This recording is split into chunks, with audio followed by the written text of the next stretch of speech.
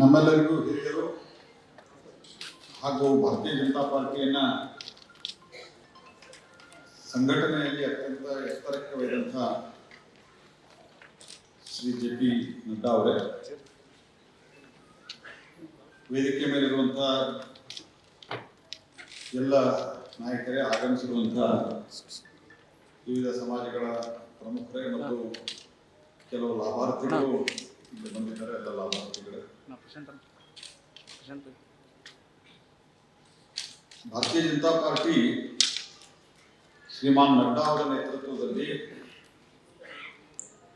ಜಗತ್ತಿನ ಅತಿ ದೊಡ್ಡ ಪಾರ್ಟಿಯಾಗಿ ಇವತ್ತು ಹೊರಹೊಮ್ಮಿದೆ. We are the largest party of the world.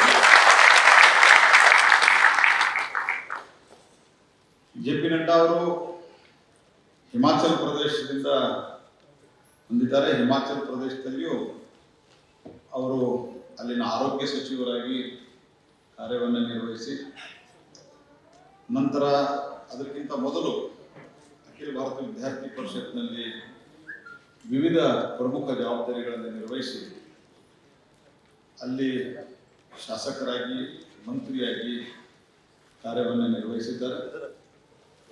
ಮತ್ತು ಅದಾದ ನಂತರ ಭಾರತೀಯ ಜನತಾ ಪಾರ್ಟಿಯ ರಾಷ್ಟ್ರೀಯ ಪ್ರಧಾನ ಕಾರ್ಯದರ್ಶಿಯಾಗಿ, ಪಾರ್ಲಿಮೆಂಟ್ ಬೋರ್ಡ್ ಸೆಕ್ರೆಟರಿಯಾಗಿ ಮತ್ತು ರಾಷ್ಟ್ರೀಯ ಭಾರತೀಯ ಜನತಾ ಪಾರ್ಟಿಯ ವರ್ಕಿಂಗ್ ಪ್ರೆಸಿಡೆಂಟ್ ಆಗಿ, ಈಗ ಭಾರತೀಯ ಜನತಾ ಪಾರ್ಟಿಯ ರಾಷ್ಟ್ರೀಯ ಅಧ್ಯಕ್ಷರಾಗಿ ನಮ್ಮೆಲ್ಲರಿಗೂ ಮಾರ್ಗದರ್ಶನವನ್ನು ಮಾಡ್ತಾ ಇದ್ದಾರೆ.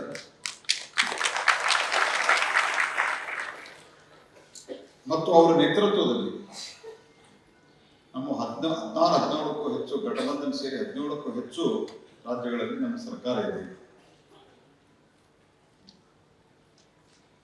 ಮತ್ತು ಪ್ರತಿ ಚುನಾವಣೆಯಲ್ಲಿಯೂ ಸಹಿತ ಯಾವುದೇ ರಾಜ್ಯದ ಚುನಾವಣೆಯಲ್ಲಿ ಅಲ್ಲಿ ತಮ್ಮನ್ನು ತಾವು ಸಕ್ರಿಯವಾಗಿ ತೊಡಗಿಸಿಕೊಂಡು ಎಲ್ಲರ ಜೊತೆಗೆ ಅತ್ಯಂತ ಸಹಜವಾಗಿ ಬೆರೆಯುವ, ಸಹಜವಾಗಿ ಮಾತನಾಡುವಂಥ ಮತ್ತು ಎಲ್ಲೂ ಸಹಿತ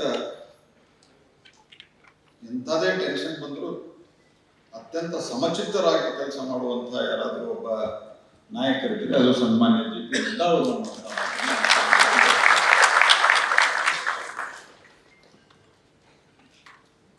ಇವತ್ತು ಅವರು ನಮ್ಮಲ್ಲಿ ಬಂದಿದ್ದಾರೆ. ನಾನು ಹೆಚ್ಚು ಮಾತಾಡ್ಲಿಕ್ಕೆ ಹೋಗುವುದಿಲ್ಲ. ನಮ್ಮ ಕ್ಷೇತ್ರದಲ್ಲಿ ಇಡೀ ದೇಶದಲ್ಲಿ ಏನೇನು ನಡೆದಿದೆ, ನಮ್ಮ ಸ್ಕೀಮ್ಗಳೇನು, ದೇಶದಲ್ಲಿ ಏನು ಬದಲಾವಣೆ ಬಂದಿದ್ದಾವೆ, ಎಲ್ಲ ಸಂಗತಿಯನ್ನ ಸನ್ಮಾನ್ಯ ಜೆ.ಪಿ. ನಡ್ಡಾ ಅವರು ಪ್ರಸ್ತಾಪ ಮಾಡ್ತಾರೆ. ಆದ್ರೆ ಭಾರತೀಯ ಜನತಾ ಪಾರ್ಟಿ ಮೊದಲಿನಿಂದನೂ ಆಯಿತು, ಈಗ ಸ್ಪೆಷಲಿ ಶ್ರೀ ನರೇಂದ್ರ ಮೋದಿ ಅವರ ನೇತೃತ್ವದಲ್ಲಿ ಮತ್ತು ಜೆ.ಪಿ. ನಡ್ಡಾ ಅವರ ಸಾರಥ್ಯದಲ್ಲಿ ಸರ್ವವ್ಯಾಪಿ ಮತ್ತು ಸರ್ವಸ್ಪರ್ಶಿ ಲೆಟರ್ ಅಂಡ್ ಸ್ಪಿರಿಟ್ದಲ್ಲಿ ಆಗಿದೆ. ಎಲ್ಲ ಕಡೆ ನಮ್ಮ ಪಾರ್ಟಿ ಇದೆ. ತ್ರಿಪುರಾದಿಂದ ಹಿಡ್ಕೊಂಡು, ಅರುಣಾಚಲ ಪ್ರದೇಶದಿಂದ ಹಿಡ್ಕೊಂಡು ಅನೇಕ ಭಾಗದಲ್ಲಿ, ಯಾವ ಕ್ಷೇತ್ರದಲ್ಲಿ ನಮ್ಮನ್ನು ಮೊದಲು ಉತ್ತರ ಭಾರತೀಯ ಪಾರ್ಟಿ ಅಂತ ಕರಿತಾ ಇದ್ದರು, ನಗರದ ಪಾರ್ಟಿ ಅಂತ ಕರಿತಾ ಇದ್ದರು, ಫಾರ್ವರ್ಡ್ ಕಮ್ಯುನಿಟಿಯ ಪಾರ್ಟಿ ಅಂತ ಕರಿತಾ ಇದ್ದರು. ಈಗ ಎಲ್ಲ ವರ್ಗದ ಜನ, ಎಲ್ಲ ರೀತಿಯ ಸಾಮಾಜಿಕ ಹಿನ್ನೆಲೆಯಲ್ಲಿ ಉಳ್ಳಂತಹ ಜನ ನಮ್ಮ ಪಾರ್ಟಿಯಲ್ಲಿದ್ದಾರೆ. ಅದಕ್ಕೆ ಜೆ.ಪಿ. ನಡ್ಡಾ ಅವರ ಕೊಡುಗೆ ಬಹಳ ಅಪಾರವಾಗಿದೆ. ಸ್ನೇಹಿತರೆ, ಸನ್ಮಾನ್ಯ ನರೇಂದ್ರ ಮೋದಿ ಅವರ ನೇತೃತ್ವದಲ್ಲಿ ದೇಶದಲ್ಲಿ 10 ವರ್ಷದಲ್ಲಿ ಒಂದು ಮಹತ್ತರ ಬದಲಾವಣೆಯನ್ನು ಬಂದಿದೆ.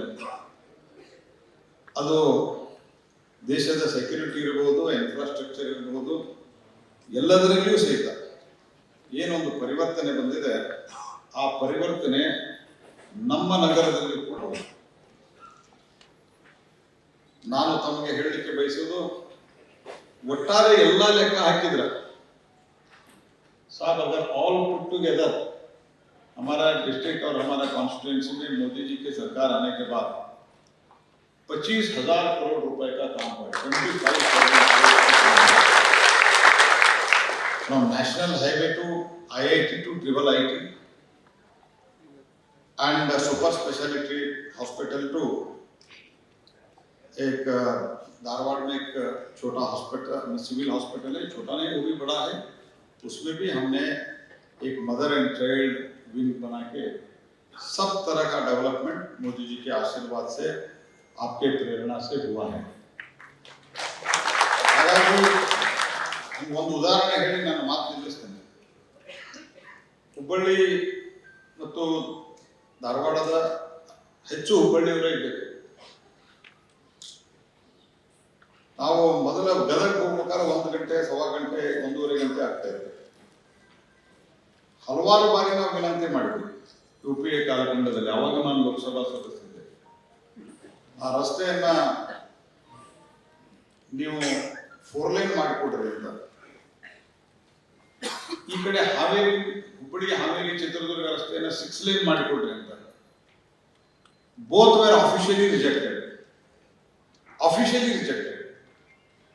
ಆದರೆ ನರೇಂದ್ರ ಮೋದಿ ಸರ್ಕಾರ ಬಂದ ನಂತರ ನಾವು ಗದಗವರೆಗೆ 4 ಲೈನ್ ಕೇಳಿದ್ರೆ ಅದನ್ನ ಹೊಸಪೇಟದಿಂದ ತೆಗೆದುಕೊಂಡು ಹೋಗಿ ಗುತ್ತಿವರೆಗೆ ಮಾಡಿಕೊಟ್ಟಂತದ್ದು ನರೇಂದ್ರ ಮೋದಿ ಸರ್ಕಾರ.